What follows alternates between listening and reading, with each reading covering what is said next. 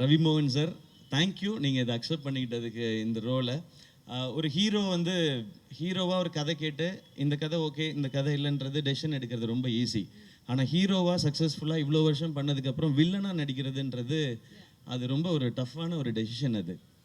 அப்போ அவரை எடுத்து ஓகே சொல்லும்போது நான் நினச்சிக்கிட்டது அதுதான், நீங்கள் படத்தில் தான் வில்லன், எனக்கு நான் காலேஜ்லேருந்து பார்த்த ஹீரோ தான் நீங்கள், அப்படி தான் என் செட்டில் இருக்கணும், இந்த படத்தில் இருக்கணுன்றதான் நான் நினச்சது. அது எப்போவுமே அப்படி தான் நினைப்பேன் சார். அதனால தான் நாங்கள் ரவி மோகன்றது தான் ஃபஸ்ட்டு நேம் இருக்கும். இங்கே இருக்கிறதுலே சீனியர் எங்களுக்கு அவர் தான். நீங்கள் தான் பெரியவங்க நீங்கள் அப்படின்னு சொல்லி தான் நாங்கள் பண்ணுவோம். ஜிவி ப்ரோ, ஜிவியோட 100th ஃபிலிம். நான் இப்போ தான் சொல்லிட்டு இருந்தேன், அம்மா கேட்டாங்க, ஜிவி பிரகாஷ் 100 படம் பண்ணிருச்சுப்பா, சின்ன குழந்தையிலேருந்து மியூசிக் போடுதோ அப்படின்னு இன்னைக்கு காலையில் கேட்டாங்க. அந்த விகடன் இன்டர்வியூ பார்த்துட்டு, அம்மாம்மா அவர் சின்ன வயசுலேருந்து ஆரம்பிச்சாருமா, நான் குழந்தையா இருக்கும்போதில் மியூசிக் டேரக்டர்லாம் 10 படம் 15 படம்லாம் பண்ணலாமா, அதனால அவன் 100 படம் பண்ணிருச்சுப்பா, பெரிய விஷயம் பெரிய விஷயம்னு சொல்லிட்டு இருந்தாங்க. உண்மையிலே பெரிய விஷயம் தான். 100 படம் பண்ணுறதில்ல, அதுக்குள்ளே எல்லா ஜானரும் பண்ணிட்டார் அவர்.